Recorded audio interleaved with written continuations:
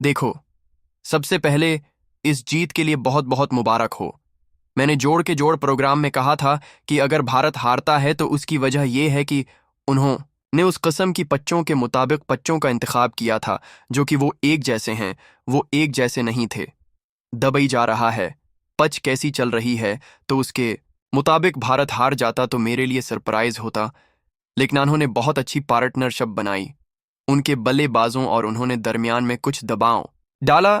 New Zealand के खिलाड़ियों और बॉलर्स ने उसे बहुत समझदारी से संभाला और बैटिंग लाइनअप बहुत लंबी है। उनकी बॉलिंग बहुत मजबूत है। बैटिंग नंबर 7 और 8 पर आती है। इसलिए मुझे लगता है कि उनके लिए अगर 5 रन्स भी होते तो उन्होंने उनके बॉलर्स को बहुत अच्छी कारकर्दगी का मुजाहिरा किया। मैंने उसका पीछा किया। मैंने उनके बल्लेबाजों को बहुत अच्छा खेला। यहाँ ये भी कहूंगा कि जो फायदा हिंदुस्तानी बोर्ड और टीम को मिला, आपने उसका जिक्र ही किया। इस फायदे के बारे में तमाम बातें जनाब, ये लीजेंड्स हैं, करेक्टर हैं, बात कर रहे हैं, लेकिन भारतीय कोच नहीं माने। फाइनल में भी हमने देखा कि तमाम मैचों में एक ही तरह की वक्टें खेली गईं। 4 स्पिनर्स खेले गए, दूसरी टीम पर दबाव डाला गया, इसलिए भारत को एक फायदा हुआ। मैंने शुरू में यही कहा कि भारत के लिए हैरान कुन बात होती अगर वो सब कुछ मजबूत टीम के मुताबिक हार जाता, उससे पहले कि वो मैच हार चुके होते। चैंपियंस ट्रॉफी ही है, अब बात करने का कोई फायदा नहीं। ईम और यो वगैरह पर दस्तखत हुए, इसलिए मेरे ख्याल में इंडिया को खेलना चाहिए। सारे मैच वहीं खेले गए, बाद में आपको बहाना ढूंढना पड़ा।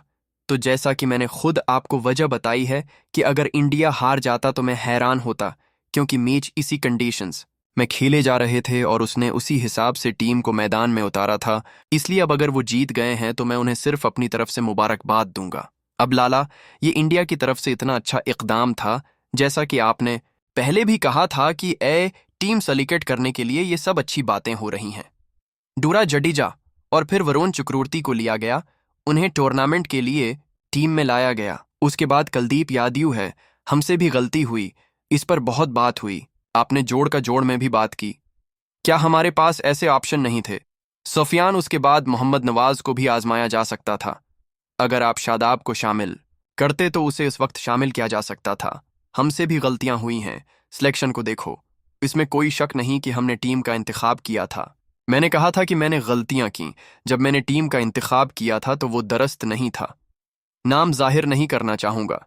मैंने ये बात शुरू में कही थी क्योंकि हम सब ने अपने हालात में बहुत ज्यादा क्रिकेट खेली थी, तो हम पुराने क्रिकेटर्स से जानते हैं कि यहाँ स्पिनर्स का किरदार हमेशा से बहुत अहम रहा है। अब अगर आप T20 के लिए टीम के इंतखाब पर नजर डालें तो जो टीम न्यूजीलैंड जा रही है, इसमें 4 स्पिनर्स हैं। इसलिए जिन हालात में 4 स्पिनर्स की जरूरत थी वहां नहीं थे और हम उन्हें न्यूजीलैंड लेकर जा रहे हैं।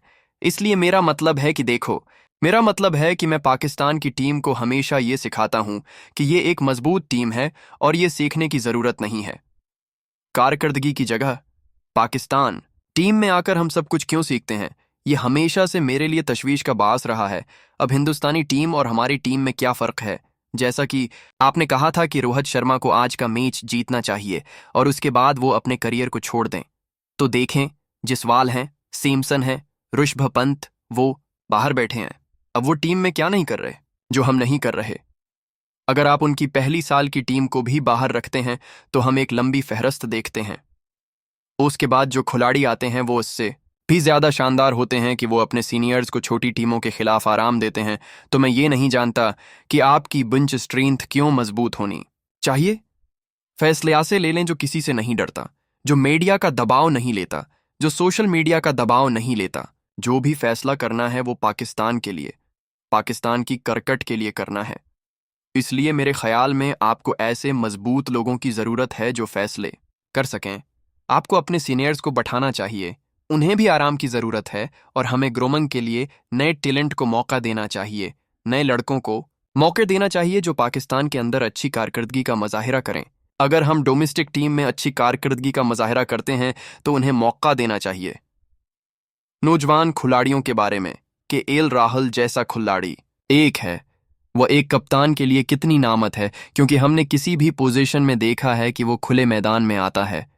एक बार हो गया, फिर हो गया, अब वो अक्षर पटेल के बाद आता है और जिस भी मैच में उसकी बारी आई वो मैच खत्म करके वहां से चला गया।